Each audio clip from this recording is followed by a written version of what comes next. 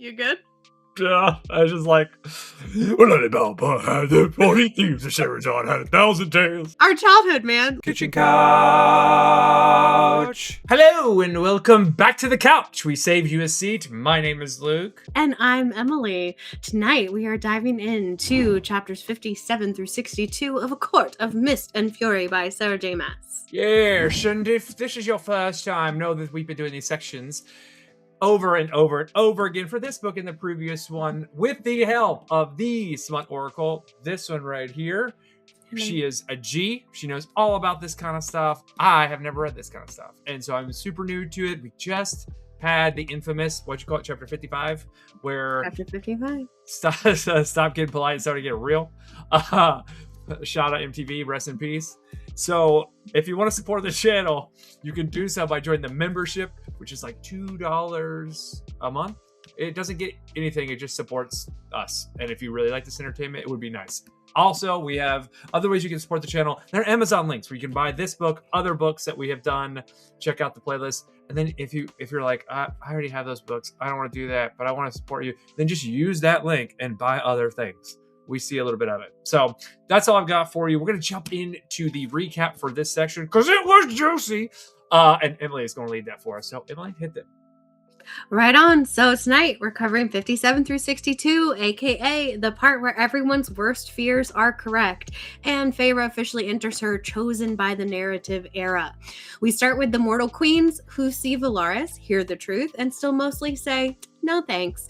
But one queen reads a personal plea from Rhys and quietly decides to help. She smuggles out their half of the Book of Breathings, leaves it for the Night Court like a morally conflicted hero. And then everything goes to hell.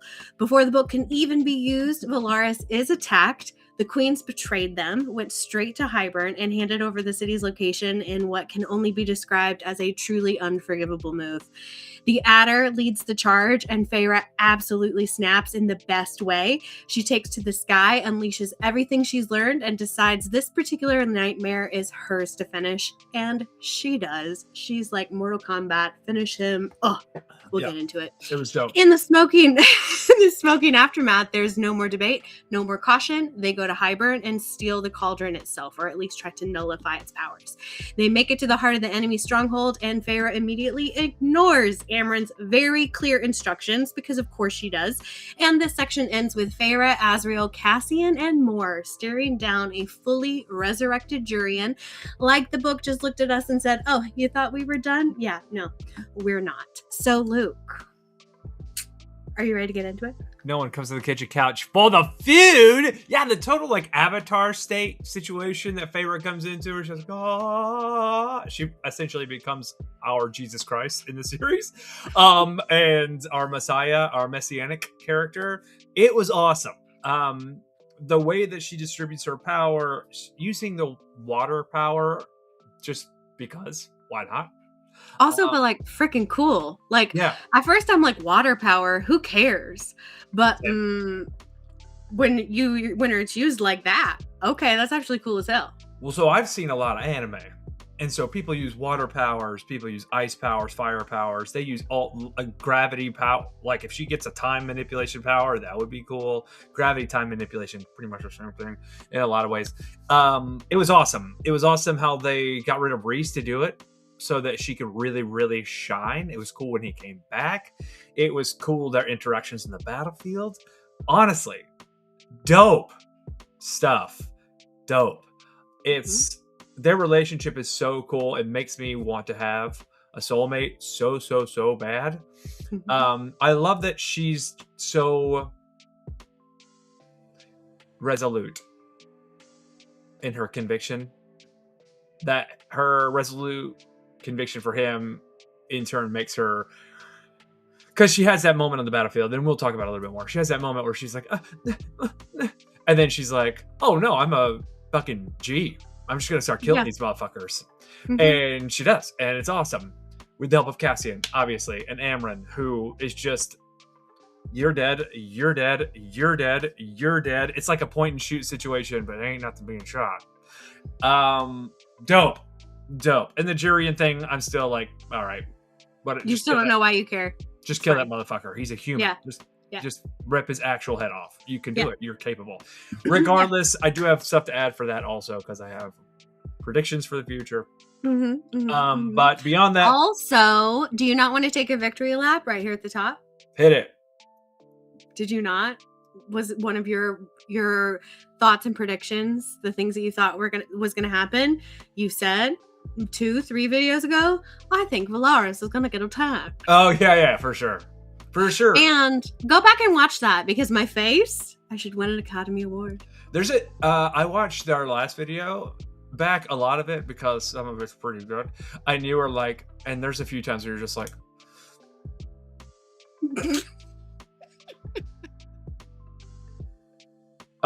it's great. It really is great. The narrative structure of this part is my least favorite of the entire book, to be frank with you. Okay. Which goes to tell you that what is written is awesome. And so, like, regardless of the narrative structure, it's awesome. Stories can be told in many different ways, in many different fashions. If it were me, I would like a little bit more to the fast travel that's happening, to the decisions that are being made, to everything. But they're kind of just like, oh, we're doing this thing, and they just jump and jump and jump and jump. It feels kind of like the late seasons of Game of Thrones, if I'm being honest with you. It's cool. Like, it's done well. It's not done thoughtlessly. But that's, if I had to, it's the first thing I thought of. I was like, all right, we're getting to an end here. There's also, if you've ever played like Final Fantasy games, there's a lot of Final Fantasy stuff in the way the narrative structure is in this. Final Fantasy VIII. I was thinking, I know Final Fantasy VIII is one of yours. You like that one? I love it. Yeah. So the part in at the end of the first disc when they attack the sorceress, and they're like, oh yeah, we're just gonna do this, and we're just gonna do this, and we're just gonna do this, and you're like, buddy, that's not how this fucking works. That's not gonna work. And that's exactly how all of disc 2 works too. It's really just bang bang bang. Similar shit. That's what I was thinking of the entire time. Here's the thing. We only have like this much left.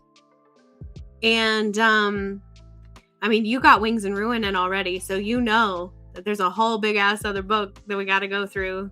Yeah, there's like 630 pages. There's probably 700 of that book. We got stuff going on.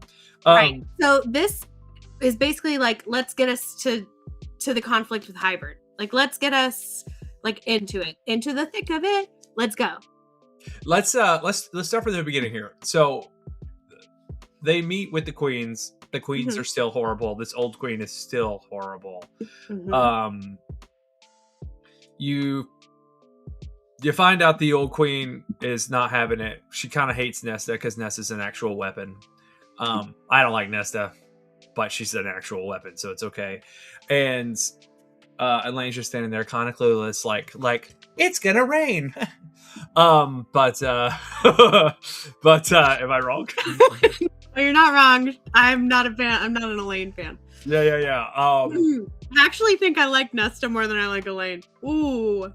That's okay. No, I mean I like him, right? Though, so yeah, we know. I just think Elaine is completely useless. I hope she eventually becomes not useless. But I'm gonna say I should save this for the end for the recap of that conversation. But this weekend, I was hanging out with a friend of mine who was back in town from New York. He moved to New York 3 years ago, and he brought his girlfriend down with a lovely person, bright, carries herself well in a conversation, confident, just cool. And she said, "Oh, when I moved to Texas for a year or two, I was listening to this on audiobooks when I was going for walks, and I only got about halfway past it." She was like, "So don't you feel like it's misrepresentative?" I said, "No, it's fairies. Like, I have Goku and He-Man to look up to. You don't get to win." As a dude, like, you don't get to ever beat Goku or He-Man. So we had this conversation, and I was like, okay, so my favorite character is Amarantha. And she was like, yeah, mine too. And I was like, yes. And we were both like, except for the essay. Essay's never okay. But yeah, we both we geeked out there in the restaurant for like 5 minutes. How cool Amarantha was. I love that is still your favorite after all this time. She's so cool. She is so. I'm probably gonna reread that part of that book, like from when she enters the the message on. Truly, that's like the best part of the whole first book. No doubt, so. no doubt. Anyway, going back, we've got this super tense moment. The queens can winnow. More on that in a minute. The one attractive queen is there, and she's the one who pooped out the book into her dress, which I thought was a cool moment. I love that when they're holding hands, she's like, "Oh, I made the right call. I made the right call here." It was sweet. It's a sweet moment when Reese is like, "Oh yeah, this is like." She is doing the thing. Thought that was cool. Yeah, that whole thing. Cassian and Nesta. Beautiful. That's another enemies become lovers. Not lovers, maybe, but enemies become at least companions situation, which I love. What do you have to say? I've been talking this entire time. No, I love your commentary. I love what you're feeling and all the things you're experiencing. I did want to specifically ask how you felt about Cassian and Nesta. Yeah, no, Cassian is, I've used resolute so often. Cassian is he is resolution. Like, if he decides you're dead, you're dead. There is no, he's so unserious that when he becomes serious, it's a moment. Oh, that's very true. Yeah, and you're supposed to be like, oh, this is something I should pay attention to while I read. It's kind of like, and you see it a lot. You see it a lot in like young fathers with young kids. Oh, dad's mad. We should probably, because he's not usually like this. I know that's how my dad was. I was like, oh shit. And so it's pretty cool. It was really cool. I love the interaction between Feyre and them. I love that the letter was written months and months ago. Before they knew anything. Well, he knew, but she didn't know. Yeah. Right. Like I said, it makes this part of this book makes me want to fall. This in the last day makes me want to fall in love so much. I'm just like, I want to fall in love. I want to be my soulmate. I know. It's girl shit, and I love it. And we talked about girl shit last time. It's more girl shit, and I love it. I want to make my life better, so someone wants to be with me. It was just this whole thing, I feel like that's not even just girl shit. That's just like human shit. Like everybody wants that. Never inundated with this kind of content. So once again, new to me sort of thing. So I like a romantic comedy, but that's not in this. This is not romantic comedy content. Yeah, this is definitely like more in depth and meaningful for sure. Yeah. Right. I agree with you. But I fucking loved Nesta. Okay, this is the first time that I've actually liked Nesta. Yes, I can understand why. Because for her to be like, give him the damn book. Just give it to him. Yeah, what are you using it for? It's just on your shelf. Like, you're gonna leave us. And she also kind of flexed a little bit. So this is like the first time that you see that there might be a little something more to her than just being a bitch for no reason. Because she's like, listen, no. I've already done the math. You're gonna need 10,000 ships to get everybody out of this area. And you're not gonna do that. You're gonna just leave us here to die. So you don't want to help us. So then at least give them this damn dusty ass book that you're not using to someone who can maybe try to help. Yeah. And that's when I think Reese picked up on there's alternative energy at float. There's something else happening here. And I'm not sure what's going on. And then he picks up on the book being dropped and he's like, okay, well, there's even more. This isn't just a young queen who sees love and, even though that's how it's portrayed. You good? Yeah, I was just like, well, not about the 40 thieves of Sheraton had 1,000 tales. I'm so sorry. But also, our childhood, man. I can show you the world. Yes. Anyway, I hope that was caught. because you froze a little bit a few times. Let's seriously though. No shame in my game. I don't mind. Nessa was awesome. That whole back and forth was really cool. Cassian is really cool. Azrael was even cool, a little bit cool in this moment. I love that some of the side characters are seeing love interest, like because we had the thing with Amryn and old dude from the Red Keep in the Water City, the summer court, and now we've got Cassian and Nessa having a little bit of Mhm. and I love that Moore was like, all right, boy, get her. I see what you're doing, dude. I don't think it was like an attractive thing. I think it was just like, oh, all right, nice, because they've been tight for like, I mean, more 500 centuries, 5 centuries. More's a wing woman, for sure. Like my female friends that I'm super close with, who I have been with, would have been like, nice move there. That was a good move. So it was cool. It was a cool scene. It was a cool button to the first scene where they're in the house and they're blah blah and they're blah blah. But then once again, shout out MTV, rest in peace. Shit starts getting real. Yeah, real quick. Because the Night Court is losing every ally, and they're not panicking, which is wild to me.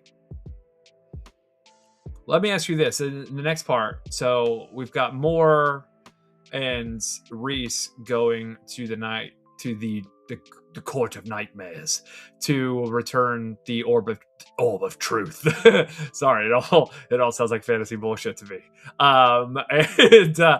And you've got the three of them, right? You've got the three of them hanging out, Court of Dreams, doing their thing.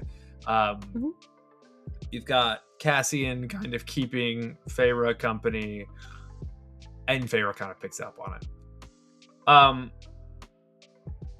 Did you think what did you think was going to happen at this moment in the story for you? I did not think an attack was going to come from Hybern. I didn't think that was going to happen the first time that I read it. So when I read it, it was such a visceral gut punch.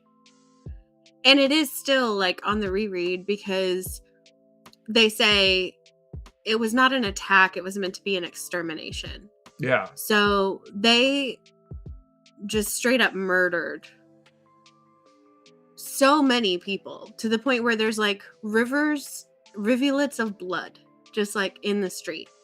And those people are not warriors. It's not like they attacked an Illyrian camp. This is like a peaceful city where those people's location have been private for hundreds of years, thousands of years, because the Velaris has been a secret and protected for many generations. Yeah, I'm thinking like modern Paris. Like, oh, damn. Yeah, and then they just slaughtered like a lot of them. Or Tokyo, but yeah. They slaughtered a lots, like lots and lots and lots. Yeah. I didn't immediately think that the human queens betrayed. I didn't immediately think that. And I want to get to the cool power bullshit in a minute, but the moment that it happened, I realized, oh, this is why Azrael's spies couldn't get into the human courts. I was like, oh, this now makes sense, because Azrael is supposed to be this spy master extraordinaire. And I was like, oh, of course he couldn't get, and Hybern had been planning to have, because they knew the other half of the book was in the humans, right? Was with the humans. They maybe didn't know that the other half of the book was with the Summer Court. Maybe. Right. And so, because you find out that it's with the Summer Court from the Bone Weaver, the Bone person. Bone Carver. Yeah. So, but everyone knew that one half was with old girls. Right. O is OL apostrophe, not OLD. Oh, right. Yeah. For sure. Although some of them are old. Yeah, old girl who was talking the entire time, she was old. I mean, they call her a crone. They don't say that about young, pretty girls. No, they don't. Unless those young, pretty... Never mind. We're not going negative right now. Yeah. I immediately was like, oh, of course, Azrael tried to get his people in there and whatever. I was wondering when if the High Lord was gonna make an appearance. Super happy the High Lord didn't. Until the end. Until the end, yeah. The appearance of Reese when Reese shows up is perfect for me. Mm-hmm. Mm-hmm. I love that it's got this like, oh well, we need to see what she's got. This is part of what this book's journey is her. I'm glad we didn't wait to the next book to see this Avatar state situation where she's just like commanding fire and water and wind. Heart. Right. So Earth.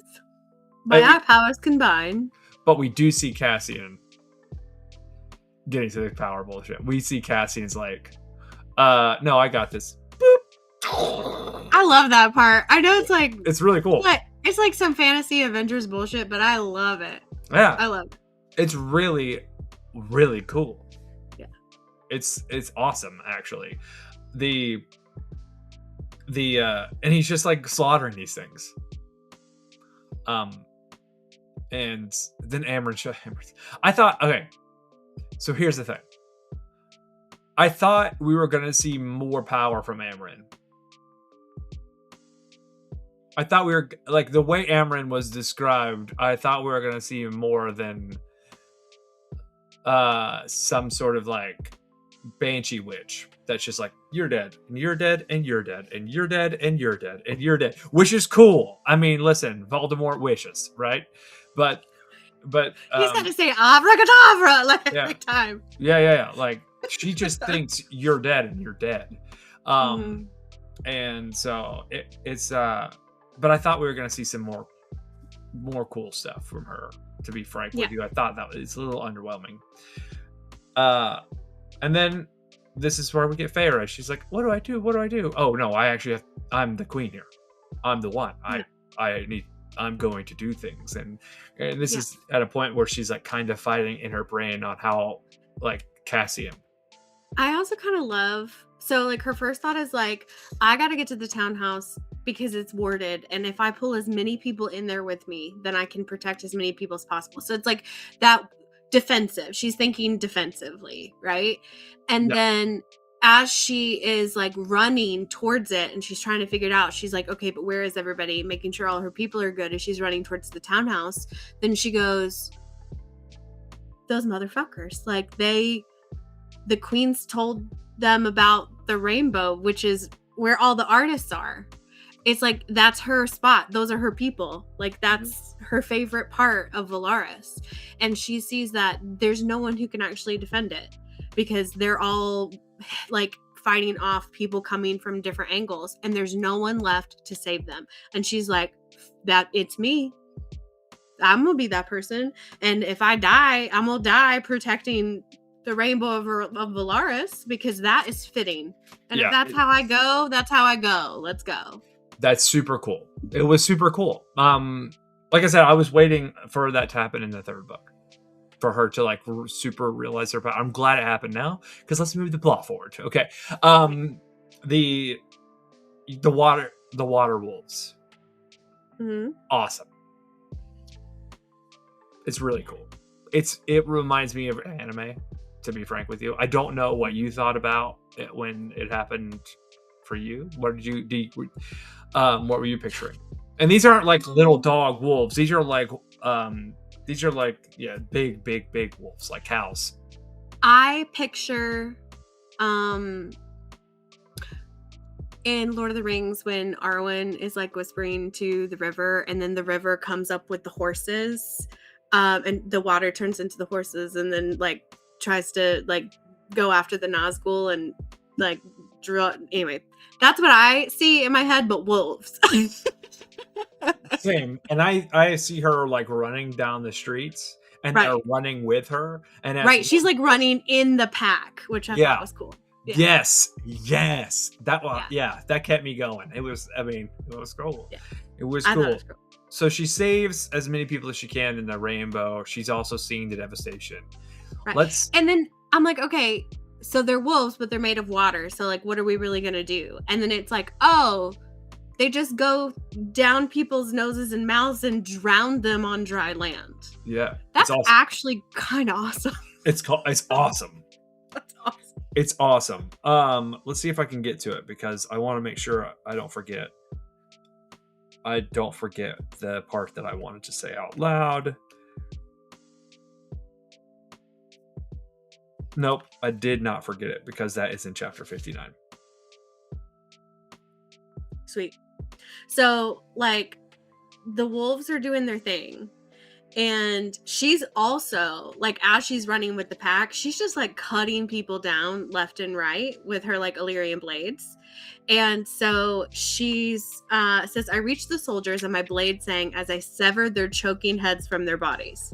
So, like, the wolves are, like, starting to drown them. And she's like, I'm not even going to take any chances. She's just, like, cutting off people's heads left and right as she's passing them.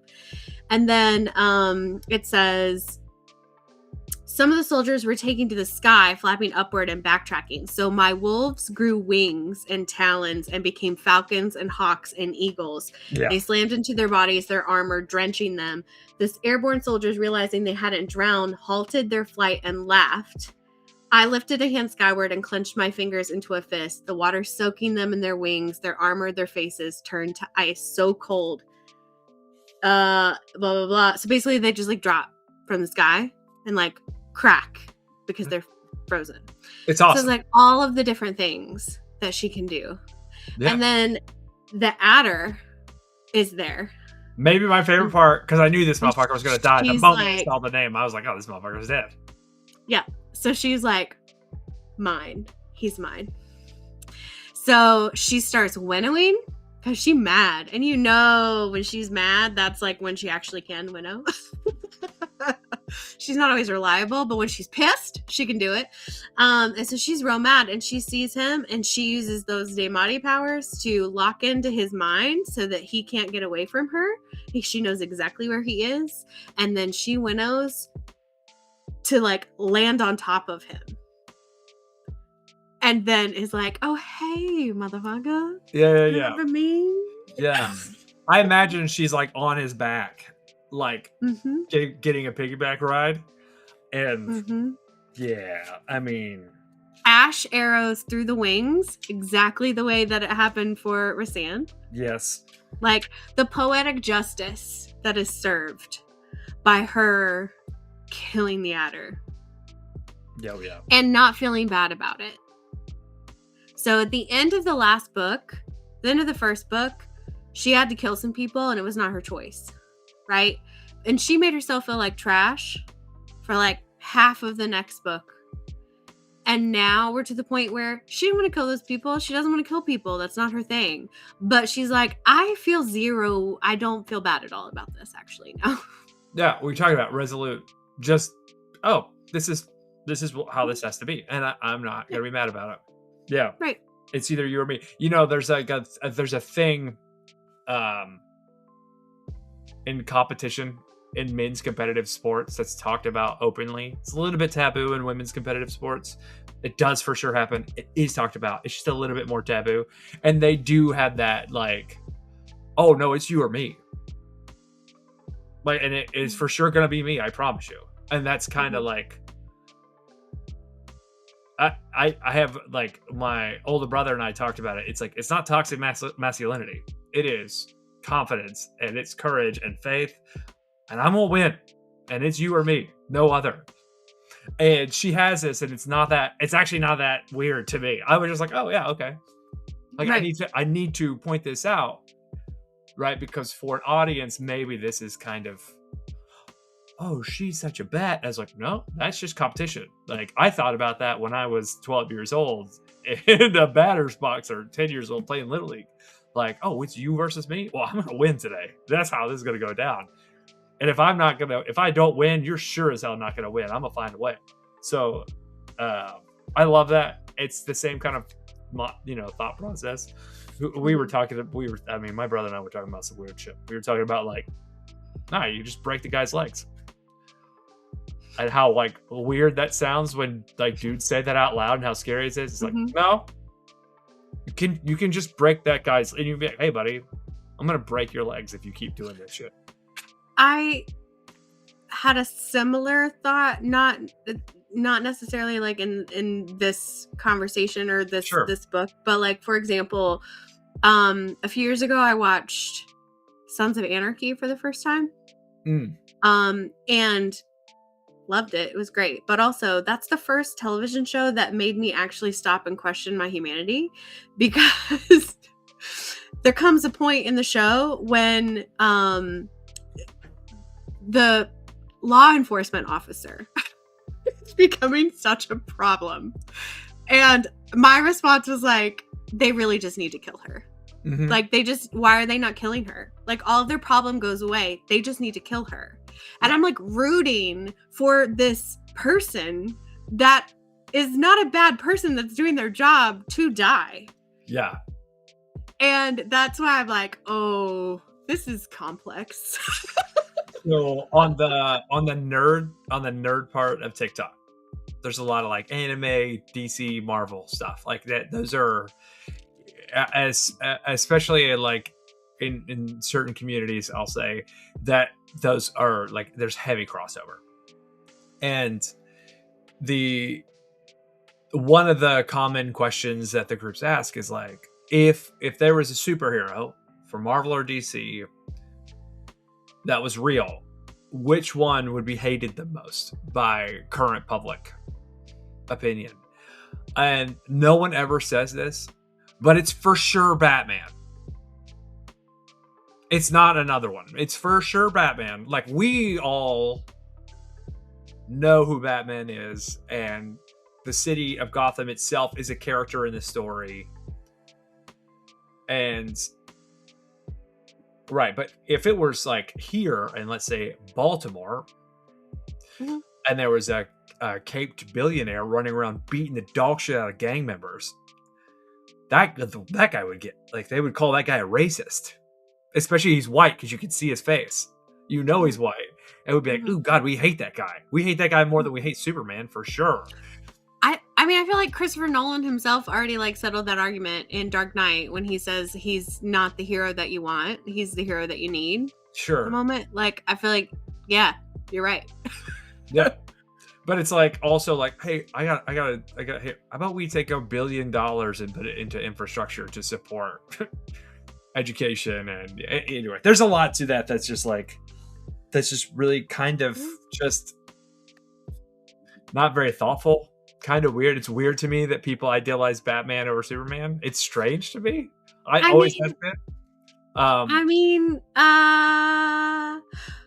We don't have this is not the place or the time to talk about the fact that billionaires shouldn't exist. So we'll just like we'll move on to another topic.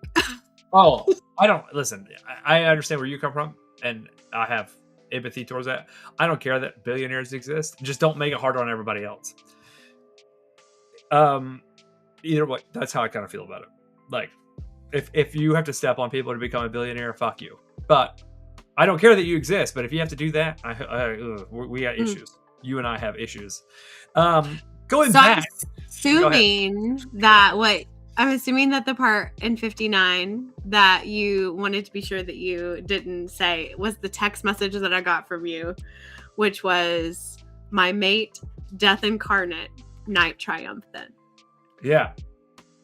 I got goosebumps. Thank you. You read that perfectly. I was just like, ooh. Death incarnate, night. I wish my name was Luke Marshall Haynes. Death incarnate, night triumphant. Night triumphant. What a title! Like, right? Yeah. It's like, my name is. This is Cersei Lannister the Cersei Targaryen of the blah blah blah blah blah blah or whatever. No, Daenerys Targaryen, blah blah blah blah blah blah blah blah. And it's like, this is Luke Marshall Haynes, Death incarnate, whatever. Night triumphant. Night triumphant, and you're just like, oh boy, guy brings the rain. Yeah. Okay. Yeah. But I love it because it's Feyre. It's Feyre, like, scene, because Rhys hasn't been in this fight because he wasn't there when the attack happened. Right. So he's not been there, and all of a sudden, the last little bit, she's attacking, the adder, and he's like, where are you? Where are you? Because he's like, I need to protect you. And she's like, I'm where I need to be. Shuts him out. Yeah, exactly. And then which is a toxic trait. Let's not get past. That's, honey, you ain't too big for this moment. I hear you. I'm right where I need to be, because she was like, no, he's mine, and I don't want anybody to stop me from about what I'm about to do. So she like shuts him out, and but she sees him, because she's like, where is he though? And it's just like this like black cloud moving through, and that's her sand. And when she sees in the distance devouring everything in its path, that's when she's like, oh, there he is, my mate, death incarnate, night triumph. It's so good. This is at the point in the battle too where the adders leave him. Like, yeah, he's gonna go back to Highburn. Yeah, he's not like, he lost his battle to 3 people. like I'm sure there's other soldiers, but yeah. I mean, we don't hear about him, but yeah. one of the cool this like, there's that little section right there to the point where she lands on the adder, and then she does like an action movie move, which is she stabs him in the head. She's falling. I imagine they're twirling. You know what I mean? That was my imagination. And then right before they hit the ground, she winnows to a safe place and kind of does like an action movie stance, and then she stands back up and she's like, it's awesome. I spotted the adder again, veering toward the sea, toward Highburn, still over the city. I winnowed, throwing my awareness toward it like a net, spearing mind to mind, using the tether like a rope, leading me through time, distance, and wind. It's cool because she's just like, oh, homing beacon. Very cool. And then she says, I latched onto the oily smear of its malice, pinpointing my being, my focus onto the core of it, a beacon of corruption and filth. When I emerged from wind and shadow, I was right atop the adder. It shrieked, wings curving as I slammed into it, as I plunged those poisoned ash arrows through each wing, right through the main muscle. It's dope. It's dope. And then she does the thing where she's like, stab, stab, stab, stab, stab, and then she's like, blink. This is for Reese. This is for Claire. Oh, yeah. This is for me. Oh, yeah. It's so nice. It's so nice. And then she says, I'll see you in hell. See you in hell. And it's like, I'm not going to hell. I'm MC. I'm not going anywhere. Then we get toward the end, but we did skip 2 things that were kind of massive. We did say the first one. She did shut out Reese, and she's like, I'm right where I'm supposed to be. Who, like, honey, you can't get too big for your britches here, honey. That guy is you. Like, you're the main character. Like, you're the messianic character of the story. But that guy is not to be trifled with. And I'm surprised he didn't say to her, like, don't do that.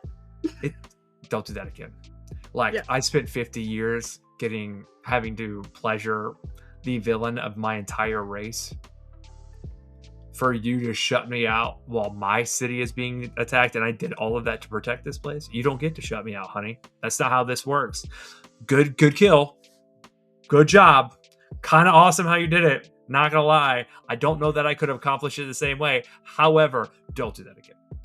I kind of like that Reese doesn't have that thought, because he tells her in the next little bit, he's like, oh, by the way, like, good job. And he gives her a kind of a name too. So like, she's like, there he is, my, like, night triumphant, death incarnate. And when he sees her, he like comes over and like picks her up off the ground, because she just is like trying to figure out, she's like starting to come down from everything that's happened. And he just like picks her up and says, Feyre Cursebreaker, the defender of the rainbow. And so he like gives her one too. It's awesome. But again, my brain was like, you're the main character. You've been training this entire time to do this one task. This is your, but that guy is the most powerful being on the planet. And this is his city. And we're not going to tell him no. Well, in the next chapter, they talk about it. So in the next chapter, or next little break part, they talk about it. Go ahead. But the queen we didn't talk about how the Adder Oh, treated the queen, and how the Adder was like, "My regards," like a little mustache twirl, and it was like, "Oh, pretty queen, dead on a spike," and you're just like, I forgot Amarantha was in the story still. I forgot we're still doing shit like that. That was gross. yeah, it's pretty bad. I It's felt pretty bad. real bad. I was wondering. She didn't have yeah. eyeballs left No. in her head. No. That's a full-on Amarantha thing. Yeah. Yeah. She didn't have eyeballs left in her head, and she was very clearly like real tortured. It was not good. It was not good. Anyway, jumping back, hey, rest in peace, beautiful queen. Beautiful queen. Mm-hmm. Beautiful queen. Mm-hmm. You did the right thing.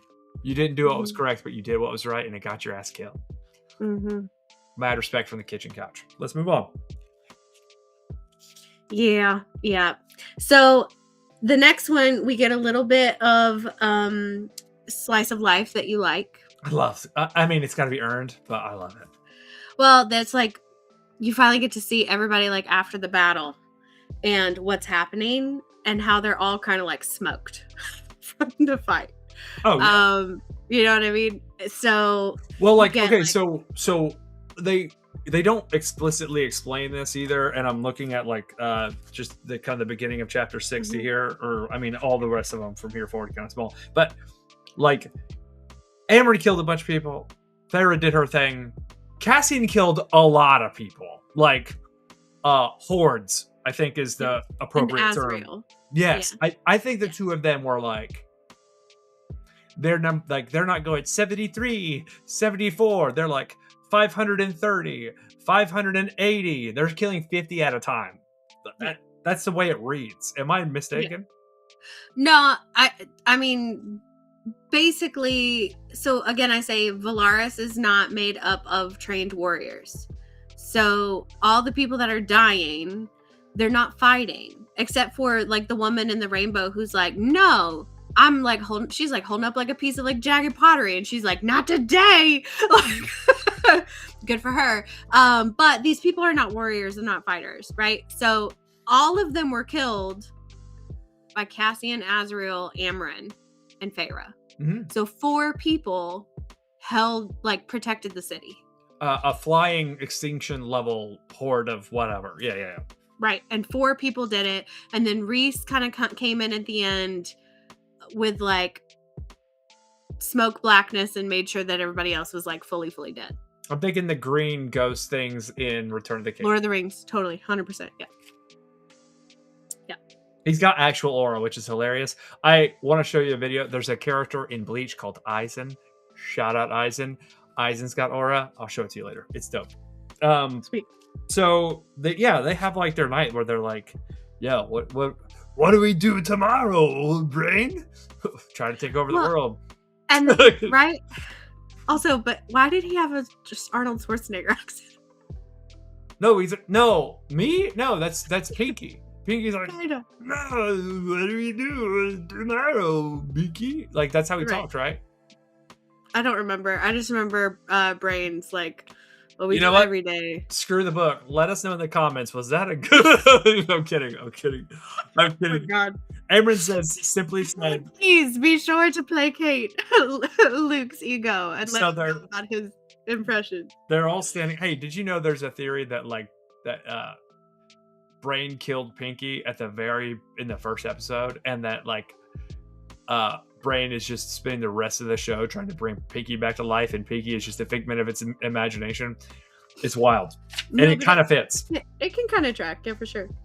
But let me say about Amren, because you were talking about her situation. They say more about what Amren was doing. Yeah, it wasn't necessarily just like point. But in this paragraph, it says with her, so she had held down her entire side of the river. So Amren basically did half everybody else did, like together, kept everybody else fine. It says, from her side of the river, with her dark power, she had spun illusions straight into the soldiers' minds. They believed they had fallen into the Sidra and were drowning. They believed they were flying 1,000 feet above and had dived fast and swift for the city, only to find the street mere feet away and the crunch of their skulls. The crueler ones, the wickedest ones, she had unleashed their own nightmares upon them until they died from terror and their hearts giving out. Yeah, shout out Eisen. Same thing. Sorry, by the way. That's so cool. It's so cool. You're right. So, like, all the people who turned the video off, and I was like, point. My bad. No, she was doing some of that too. She was for but like sure doing some of the stuff that you couldn't see because it was like happening all in their minds. You find out in this paragraph, which I just think is cool. I like the idea of like creatures. It's like you think you're burning, and they just jump in the river and draw themselves. And it's like, right? Fucking. It's kind of crazy. Crazy. I want nothing to do with that chick. So then they're like, what are we gonna do about this all? And it says, so what do we do now? We sleep and we eat, and then Azrael's like, and then we retaliate. He's like, I'm good with skipping the eating and the sleeping. I'm good with just going to retaliation. Totally in character. And I think like the Highburn deal is the same as when they attack. Like in Return of the King again, from Mordor they attack. There's 100,000 at least, I think is what he quotes. And then when they go attack Mordor, it's like, oh no, there's more. They're just camped inside. So we cannot win a head-on attack with Highburn. I think this part of the book kind of indicates that that's the case. They can't win. They can't win a face-to-face, or they don't think they can. So they're trying instead to like stealth mode it and be sneaky because they're like, look, they have nothing if they don't have the cauldron. And we have both parts of the book, and we have Feyre, who's like the one who can nullify it. So we just need to go ahead and act as swift as possible before they realize that we can do it and before they even know we're there. Gotta stop you for a second. Yes. So I just glanced up because there's a TV on. And it's on ESPN, and it's Miami against Indiana. My husband's inside watching that game right now. And they just panned a camera to a well-known porn star and gave her a close-up. Like right on live TV just now. I was like, oh, like a younger one too. Like not, yeah. Holy shit. Wow. Sorry. I'm gonna have to remember where this is in this video so I can cut it out. I was like, I've seen her ass before. That's wild. Okay, yeah, now you're gonna have to cut it out because just knowing who she is not a thing, but admitting you know why exactly you know who she is. Well, usually it's like famous people you'll see, and anyway, sorry. Yeah. I'm so sorry. Yeah. You're good. I did not mean to do that. You're like, and here's your sign for like we're back. Abigail, what are you doing here? God. Oh, tell Jessica to cut that part out of the video. Jessica's being a real bitch. Sorry. So anyway, she's like, Rhysand, where are you? And she's trying to find him in the house, and he's up on the roof, and he's looking out at the night sky, and it's like darker because everybody's like, so many people died. It's not good. And so he said, I handed the city over to them. I said I would be willing to risk it, but I don't know who I hate more. The king, the queens, or myself. Yeah. And then he says, you shut me out. You shielded against me completely, and I couldn't find a way in. And she said, I'm sorry. And he said, he like laughs about it. And he's like, sorry. I'm impressed. That shield. What you did to the adder, you could have been killed. And she's like, are you going to scold me for it? And this is the most important thing that I think Rhysand has ever said. He says, how could I scold you for defending my people? I want to throttle you, yes, for not going back to the townhouse, but you chose to fight for them and for Valaris. And, that wasn't the thing that he says, but he says something later about like it being her choice. So we'll get to that when we get to that. Whoa. I literally think that's the most important. I don't think you're wrong. He says, I hated what you did, but what you did was great. And it was every right Yep. decision, and I hate that you made it, but Mhm. because I am selfish, but I don't But deserve you because you did the right thing, even though you didn't placate to my selfish wants, which is to keep you alive. So, yeah. yeah. So the next morning we meet with Amber and she's like, I've done it. I know what to do. And he's Hold like, Are you on. sure?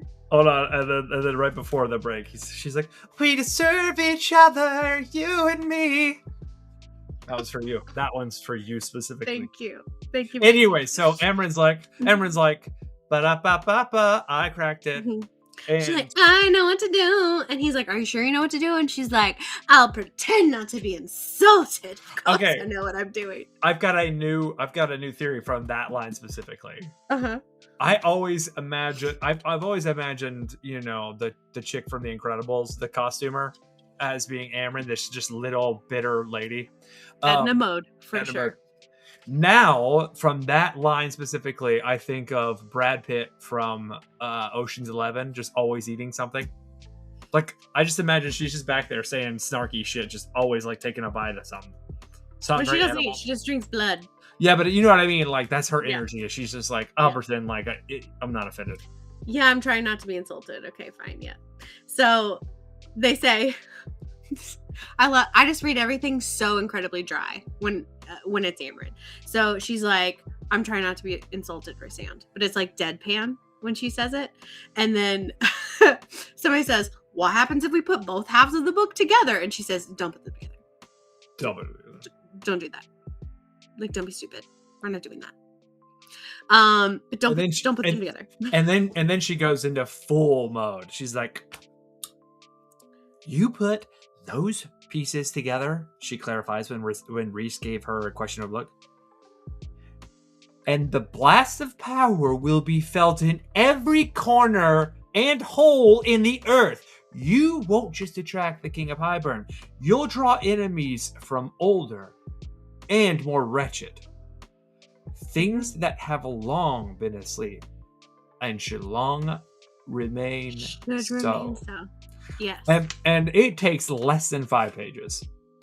And she says very clearly, and not only does she not just say, don't do that, and like, trust me, I know what I'm talking about, don't do that. She specifically says, don't do that, because this very clear and very bad thing will happen if you do that. Yeah. And then Feyre's like, but what if we just did that? Yeah.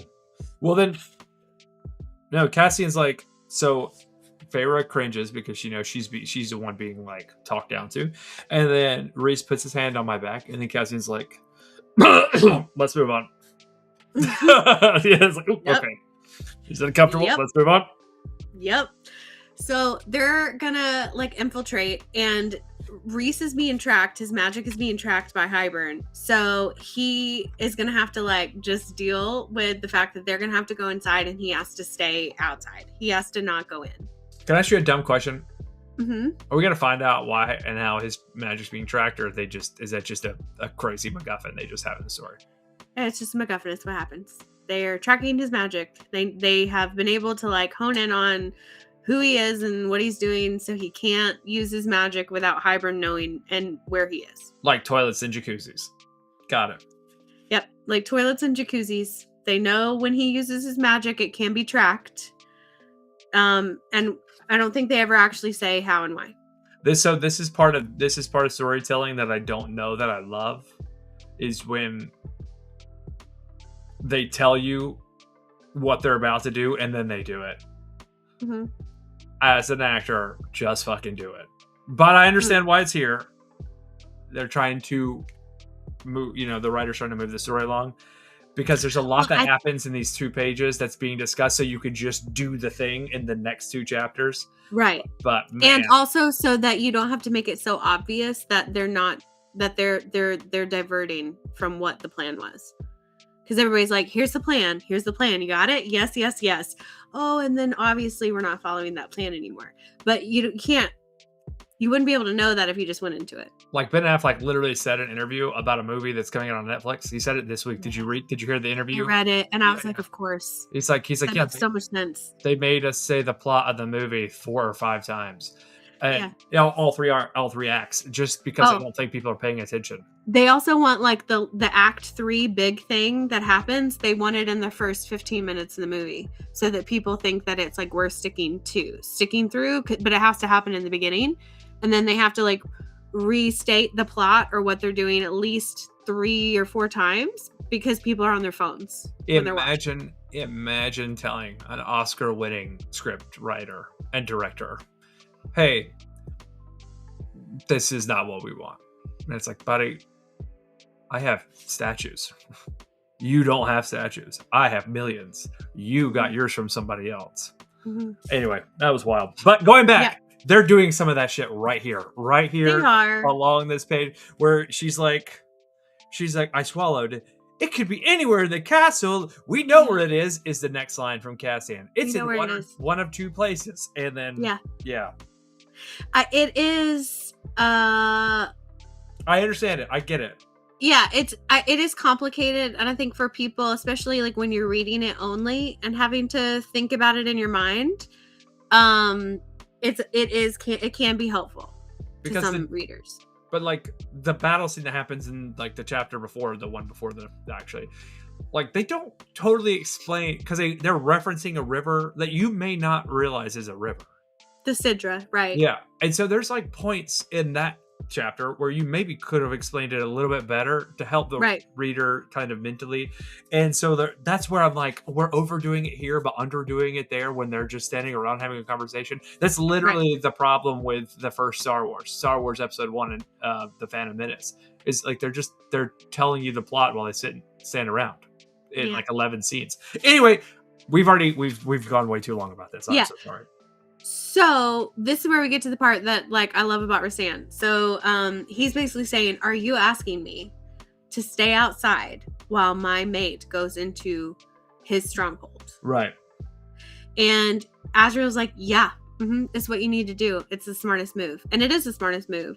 And so Rhysand says, if you want to go, then you go, Feyre. And she's like, if I hadn't already been in love with him, I might have loved him for that, for not insisting that I stay, even if it drove his instincts mad, for not locking me away in the aftermath of what had happened yesterday. And I realized how badly I'd been treated before, if my standards had become so low, if the freedom I'd been granted felt like a privilege and not an inherent right. And he says, you might be my mate, but you remain your own person. You decide your fate, your choices, not me. You chose yesterday. You choose every day, forever.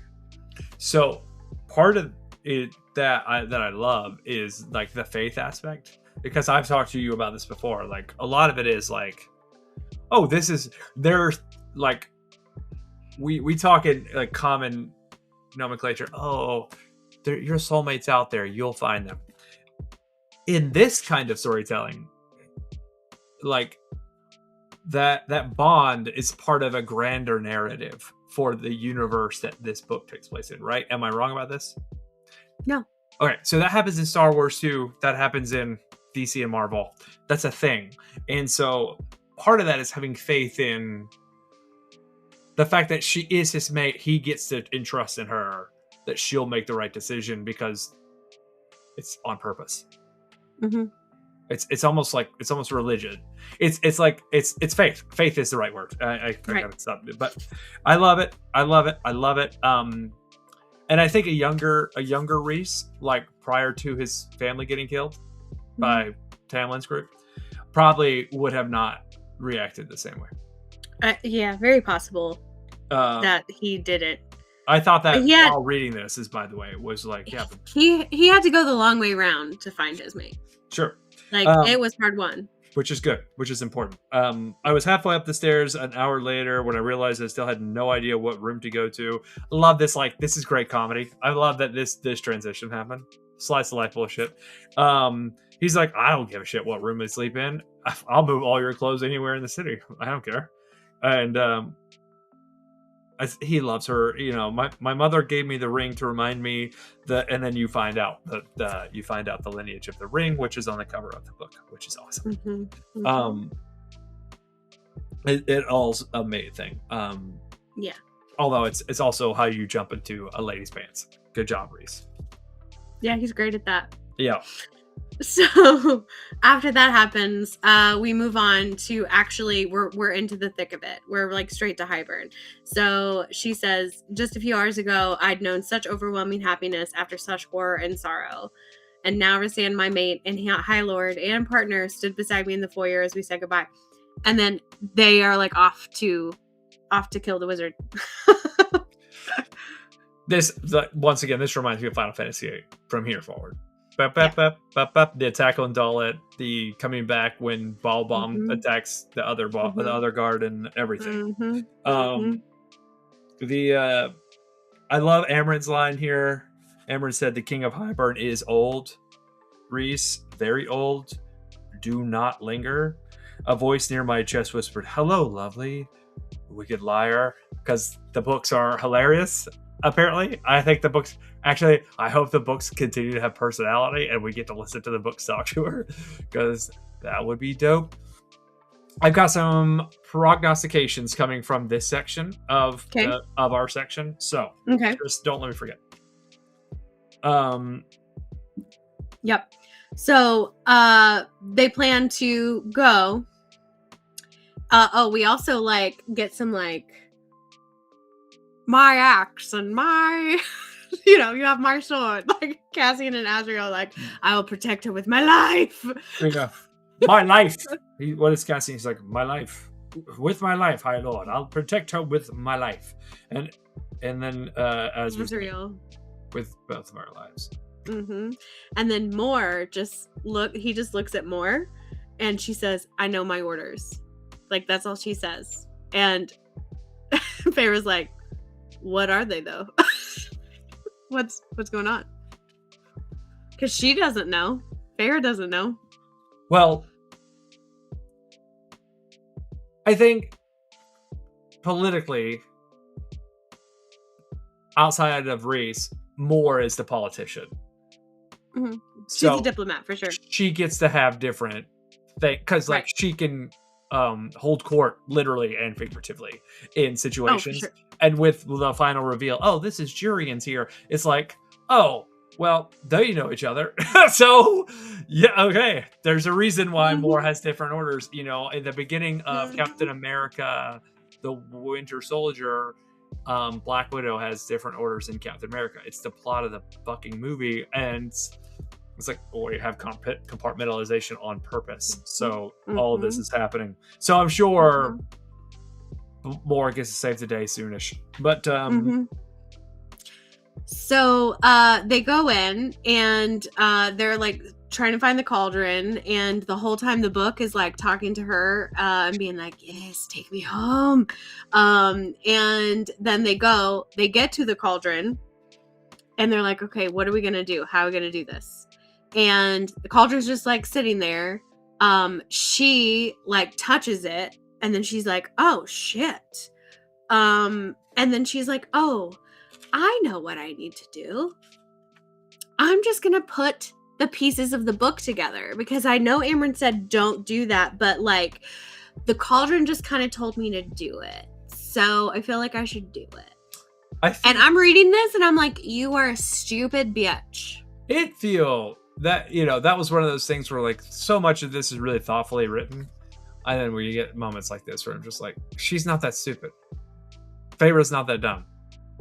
Like, we know she's not. This is kind of weird that she acted this way. This is out of character. Except, unless it's, like, the book, like, talking to her and the cauldron manipulating. Like, the cauldron is the root of all power. Like, everything in the universe came from that. So it had to be because she just couldn't. We did skip past that part where Amaran tells her that, hey, the cauldron is leagues beyond the powers of the books. Do not, don't do it. Don't. I mean, she's don't disrespect. Expressly told, like, don't, like, you need to be careful.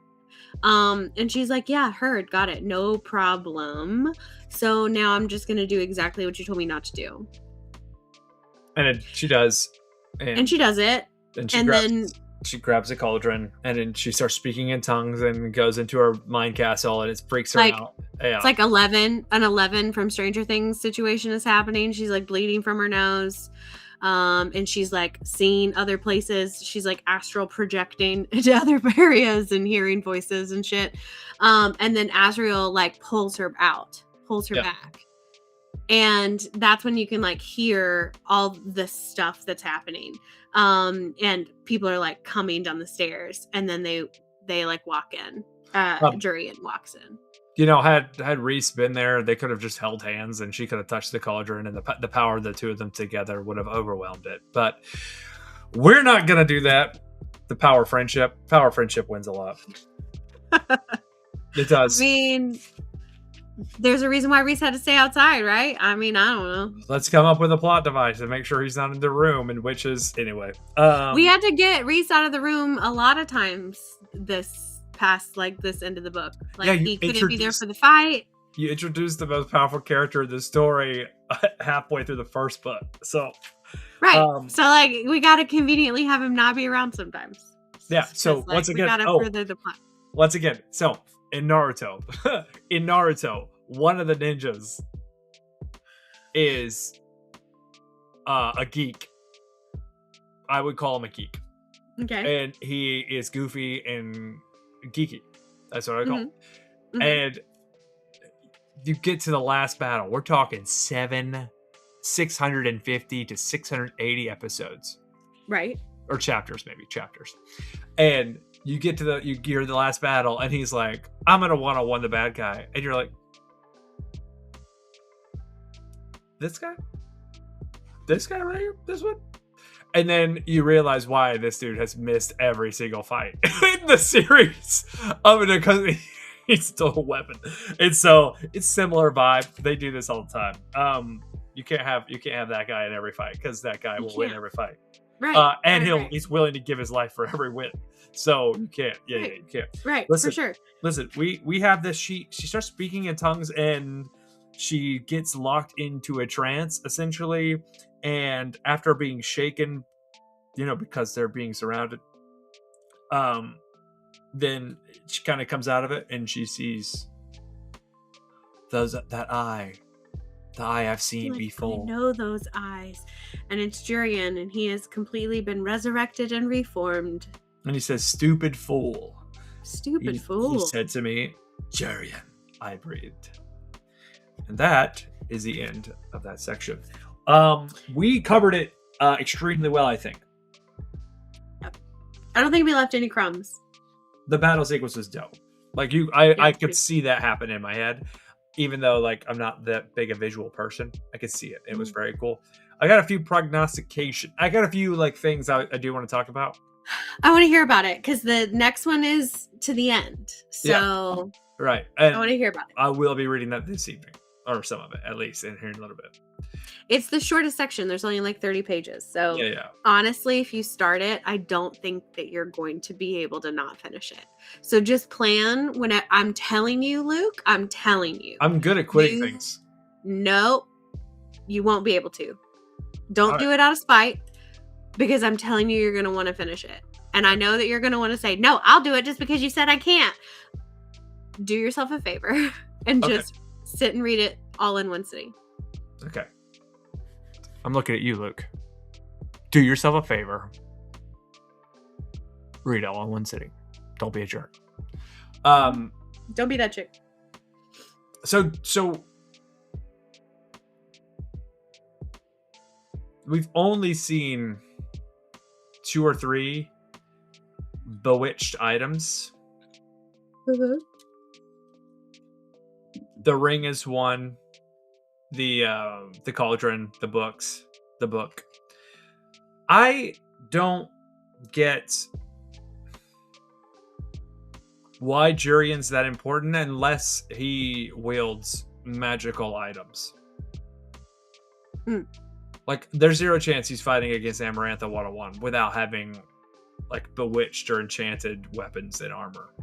Mm-hmm. The queens that winnow, I don't think they winnow because they were taught to use their mana and use magical spells. It's an item. It's an item that was given to them. That's the total fantasy thing. I could be wrong, but that's kind of that's where I'm leaning towards, is like, oh, in the next book we're gonna start talking about the sword of Gryffindor, and you know what I mean, and the talisman of those who play World of Warcraft would know, the talisman of imperial power. Not imperial, something else they called it. Anyway, it was really good. We're going after the Infinity Stones. We're doing trinkets. We're getting trinkets that will enhance capability. So that's where we're at. That's what I think because we're to the point now where Feyre's pretty well trained. She's not a scholar in her capability, but she knows enough to be dangerous. She proved that.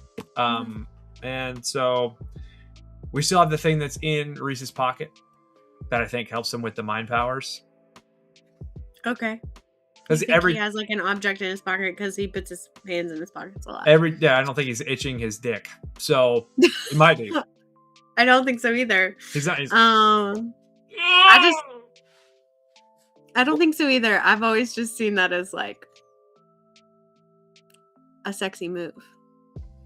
Oh, you mean like? Yeah, but like sexier.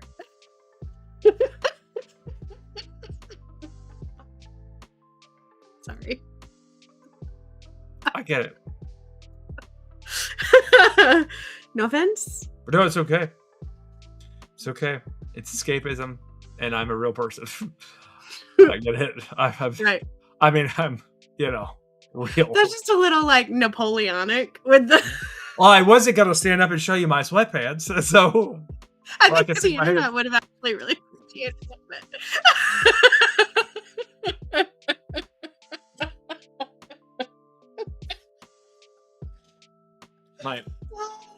My after 7 lounging pants. They're so comfortable. We got one more section, and then, like you said, it leaves off at a cliffhanger. I'm super excited to see what that is. And then a book I haven't opened yet. No creases. Don't. You can tell. No creases. Creases. Don't flip through anything. No creases. Also, like, you're a dog-eared person. You dog-ear pages. I'm new to reading, you clown. I don't know what else to do. That's how I read in school. That's how I read in school. I was just like, I got to hear. You gotta get these, buddy. Nerd. I'll send some to you. I'll send some to you, but they're just cute little stickies, and then you can do whatever you need to do. And not only, but you can also like mark specifically what you want, so that you don't have to then try to remember what you wanted to say in that. Yeah, it was a long time. You were having way too much fun. Here, we're in. This is the hour with Reese Poo, coming to you from the kitchen couch. We're going to be discussing Feyre, how defiant she is, and how much I love her for being defiant. She smells good. And I especially like it that she chooses me. Mm-hmm. Because her ex-boyfriend was such an asshole. Mm-hmm. Honestly, like, I wish Reese had a podcast. Well, for 50 years. No. What's wrong with that? Guys, every time you do it, I legitimately hear Sean Connery, and I don't want Sean Connery in my head when I'm thinking about Rhysand. It's just not. Why not? I've been working on other stuff for a long time. You want to hear a new one? Sure. My name is Deckard Cain. Deckard Cain is the old guy in the Diablo series. I have no idea what that is. 1,000 years ago, Diablo. Anyway, that's sorry, it's totally lost on me. I don't know what that is. That's all I have. I think, I'm excited to see what happens. I mean, like I said, we sprinted through this. I feel bad because maybe the author she was pressured to like get to a point. Mm-mm. And it was like, why are we sprinting here? This feels so weird. But this happens at the end of every SJM. The last 100 pages are like, buckle up. It didn't feel like that in the first one. The last 100 pages is like the final 2 trials, or the last 3 trials into the end. Yeah. But I mean, it's like, it didn't feel like this, Right. The fighting the worm was dope. Yeah. The reading trial was hilarious. Like, I guess to me, that was more comical than anything. I was like, oh, my bitch can't read. Bitch still probably can't read that good. Yeah. Stakes are higher now. Do you think? The stakes are higher. Yeah.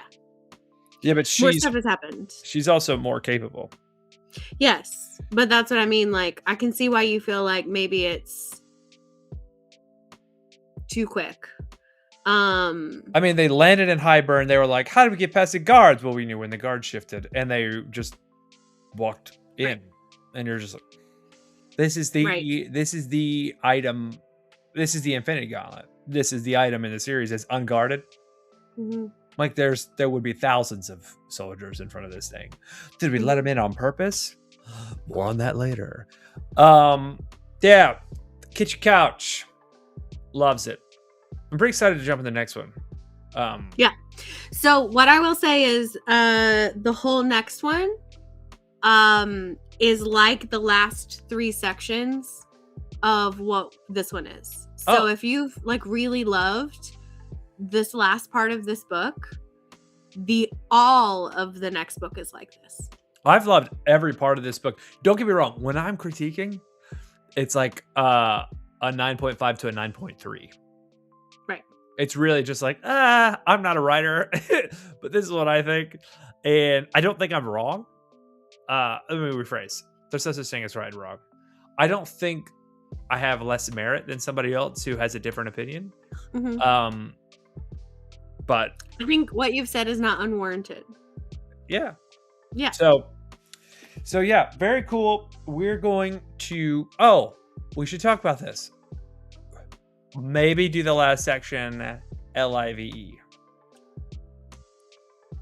Gonna have to figure out when we could do that. Because I gotta put a face on.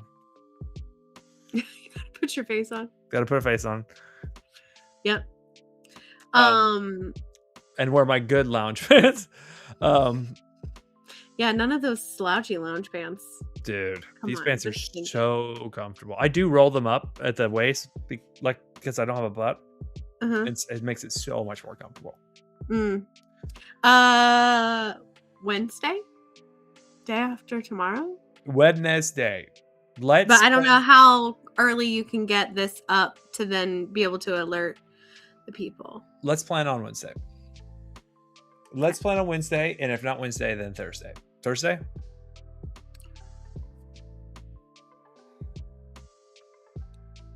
All right, Wednesday. We'll plan to Wednesday or Thursday's fine, whichever. Let's plan on Wednesday. Okay. I don't think it would be that difficult. It can't be that difficult. You know how many people live stream? Those people are idiots.